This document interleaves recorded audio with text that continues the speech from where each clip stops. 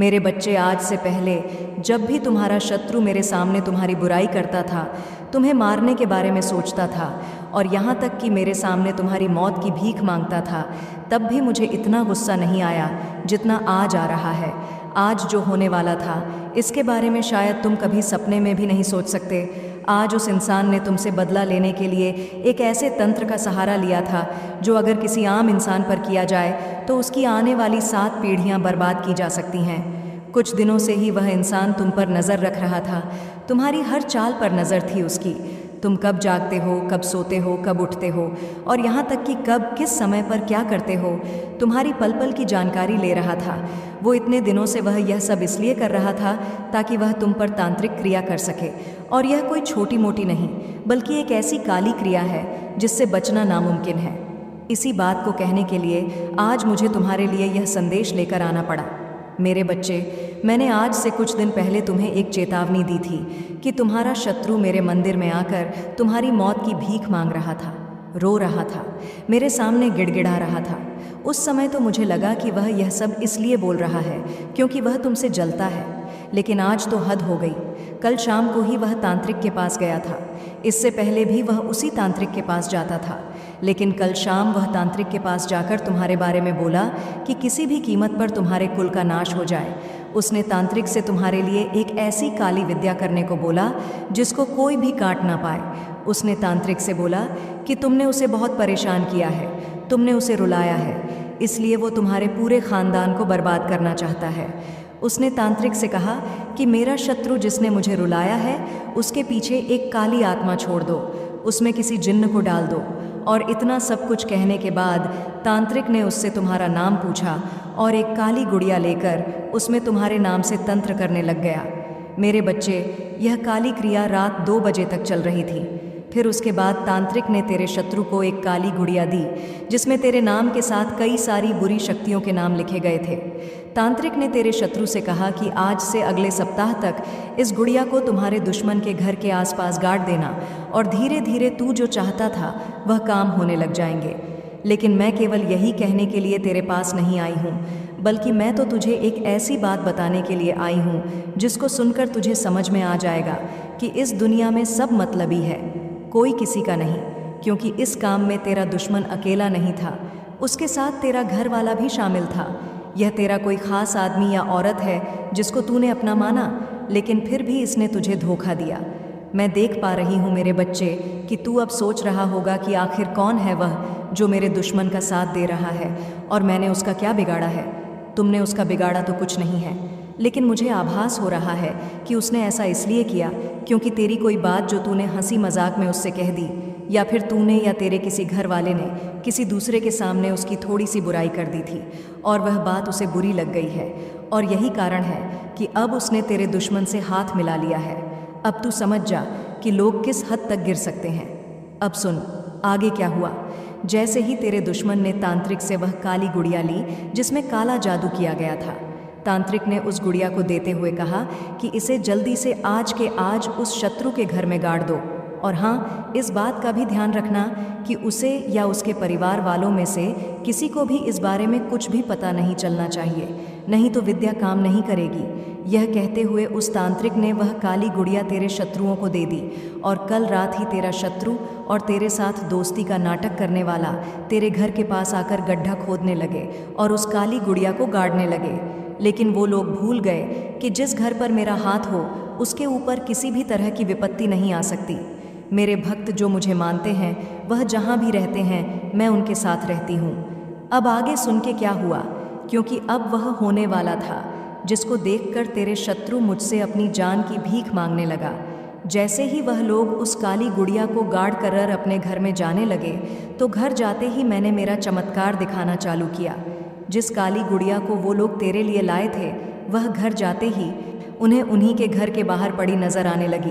बस फिर क्या था, रात के 2 बजे यह सब होता देख दोनों डर के मारे थर थर कांपने लगे। वो दोनों उसी समय पागलों की तरह दौड़ते दौड़ते उसी गड्ढे के पास आए जहां उन्होंने पहले वो गुड़िया गाड़ी थी और जल्दी से गड्ढा खोद कर देखा तो वह काली गुड़िया जो उन लोगों ने गाड़ी थी वो उस गड्ढे में नहीं थी।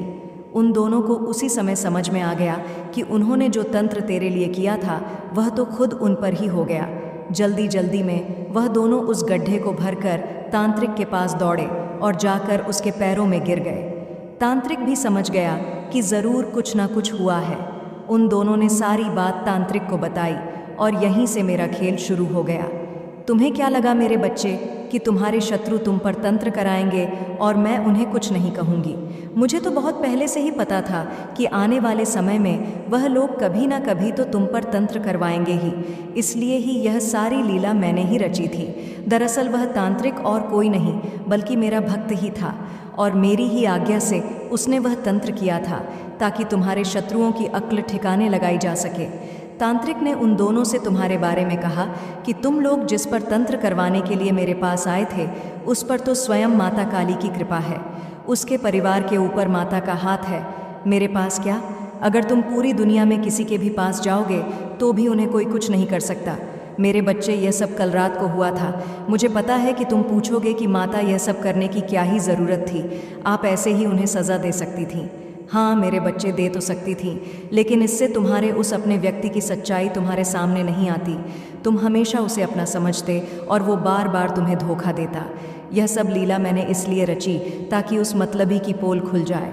अब आज वो दोनों इस बात को सोच सोच कर रो रहे हैं कि वह तेरा कुछ भी नहीं उखाड़ पाए। तेरे घर के बाहर गाड़ी गई, वह काली गुड़िया उनके घर में कैसे आई और आखिर तांत्रिक भी तेरा बखान क्यों कर रहा था?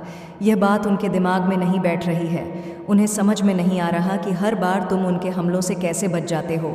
वह दोनों तो अभी भी यही सोच रहे हैं कि तुम्हें भी कोई काला जादू आता है।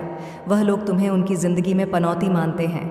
वह अब यह सोच सोच कर पागल हो रहे हैं कि आखिर तुम्हारे पास ऐसी कौन सी शक्ति है जो तुम्हें हर मुसीबत से बचा लेती है, क्योंकि इससे पहले भी उन्होंने कई तरीक़ों से तुम्हें बर्बाद करने की कोशिश की, लेकिन हर बार तुम बचते रहे।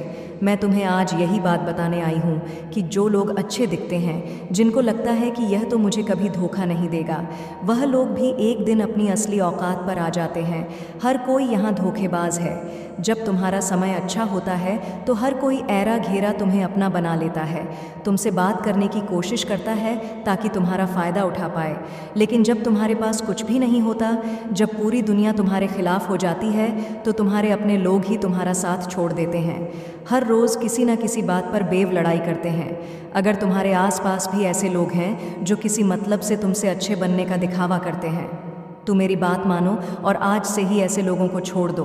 मुझे पता है कि तुमने पहले से ही ऐसे लोगों से दूरी बना ली है, लेकिन मैं देख पा रही हूँ कि अभी भी कोई एक ऐसा तुम्हारे आसपास मौजूद है जो तुम्हारा फ़ायदा उठाना चाहता है। यह व्यक्ति तुम्हारे आसपास ही रहता है। तुम्हारे आसपास के लोग बड़े लालची हैं, मुझसे हमेशा कोई ना कोई चीज़ मांगते ही रहते हैं। वो लोग लोभी हैं, धन के लोभी। मुझे वो लोग बिल्कुल भी पसंद नहीं जो अपनी ज़िंदगी में रोते रहते हैं, सारा दिन बस अपनी किस्मत को कसते रहते हैं। मैंने सभी लोगों की किस्मत में सभी सांसारिक सुख लिखे हैं, लेकिन वह उनको पाने के लिए मेहनत नहीं करते। लेकिन आज तुम्हारे जीवन में खुशियाँ हैं, वो उनसे देखी नहीं जा रही। वह लोग तो चाहते हैं कि तुम भी उनकी तरह दुखी रहो और अपनी किस्मत को कोसो, लेकिन तुम्हारे जीवन में सुख शांति है। जो लोग तुमसे जलते हैं वह तो जलते रहेंगे। अगर तुम पूरी ज़िंदगी उन्हीं के बारे में सोचते रहोगे तो आगे कैसे बढ़ोगे? वह लोग तो पापी है, उनके पापों का घड़ा भरने ही वाला है। तुम्हारे शत्रु अब तुमसे डरने लगे हैं, क्योंकि उन्हें समझ में आ गया है कि शायद तुम्हारे साथ कोई दिव्य शक्ति है, कोई ऐसी शक्ति जिस पर कोई भी जादू टोना काम नहीं करता। वो तो यहाँ तक मान रहा कि तेरे परिवार के लोग टोना टोटका करते हैं। मेरे बच्चे, तेरा नाम जो उस काली गुड़िया पर लिखा गया था, अब वह नाम वहाँ से हट गया है और उसकी जगह तुम्हारे शत्रुओं का नाम लिखा जा चुका है। लेकिन चिंता मत करो, अभी उनका अंत नहीं आया है। अभी तो उनके पाप का घड़ा भरने में समय है। एक और बात जो शायद तेरे लिए बहुत काम की हो सकती है, यह तंत्र वाली बात उन लोगों ने अपने घर वालों को भी नहीं बताई है, इसलिए अभी तक यह बात किसी को नहीं पता है। उनके अपने लोगों से भी अब उनकी इतनी अच्छी बोलचाल नहीं रही। उनके घर में भी रोज़ झगड़े होते हैं। रोज़ वह लोग एक दूसरे से छोटी छोटी बातों पर लड़ते हैं, लेकिन यह बातें वह बाहर नहीं आने देते, क्योंकि उन्हें पता है कि अगर यह बातें बाहर आ जाएगी तो लोग उनका मजाक उड़ाएंगे। वह लोग खुद को बड़ा समझते हैं, वह लोग ऐसा बताते हैं कि उनसे बड़ा कोई नहीं है। पैसों के घमंड ने उन्हें अंधा कर दिया है। अगर थोड़े से पैसे भी कहीं से आ जाते हैं तो बड़ी बड़ी बातें करते हैं, दूसरों को नीचा दिखाते रहते हैं। छोटी सोच के लोग हैं ये, लेकिन तुम उन जैसे नहीं हो मेरे बच्चे, तुम तो अलग हो। इस दुनिया में तुम्हारे जैसा कोई नहीं। जब भी तुम किसी गरीब मजबूर को देखते हो, जब भी किसी बेचारे लाचार व्यक्ति को देखते हो, तो तुम समझ जाते हो कि इसकी मदद करनी चाहिए। तुम्हारे अंतर मन से आवाज़ आती है कि हे भगवान, इस गरीब की मदद करो। आज तक तुमने कभी किसी का बुरा नहीं किया, फिर भी हर रोज़ इस दुनिया से लड़ते हो। तुम हज़ारों दुख तकलीफ़ें हैं। तुम्हारे ऊपर घर परिवार की जिम्मेदारियों के बोझ को अकेले ढो रहे हो। तुम मुझसे कुछ भी नहीं छुपा। मेरे बच्चे, घर वाले भी तुम्हें नहीं समझते। तुम कुछ बड़ा करना चाहते हो, लेकिन किस्मत साथ नहीं दे रही। लेकिन दुखी मत हो मेरे बच्चे, तेरे साथ मेरा आशीर्वाद है।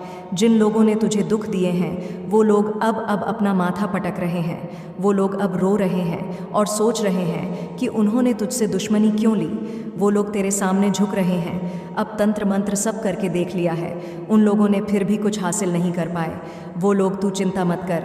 जब तक तेरी माँ की शक्ति तेरे साथ है, तेरा कोई बाल भी बांका नहीं कर सकता। उन लोगों को जो करना है वो करने दे, क्योंकि अब से हर तंत्र, हर काली क्रिया जो वो लोग तुझ पर करने वाले हैं, वह अब उन पर ही होने वाली है। बहुत जल्द वह लोग तेरे सामने रोएंगे और तुझसे अपने सारी गलतियों की माफ़ी मांगेगी। लेकिन तुम उन्हें माफ़ मत करना मेरे बच्चे, क्योंकि वह लोग माफ़ी के लायक नहीं हैं। उनके सारे पापों की सज़ा देगी उन्हें तुम्हारी माता। मैं देख पा रही हूँ तुमने हाल ही के कुछ सालों में इतने दुख देख लिए हैं कि तुम्हें इस दुनिया से मुँह खत्म हो चुका है। तुम हर किसी को शक की नज़रों से देखते हो।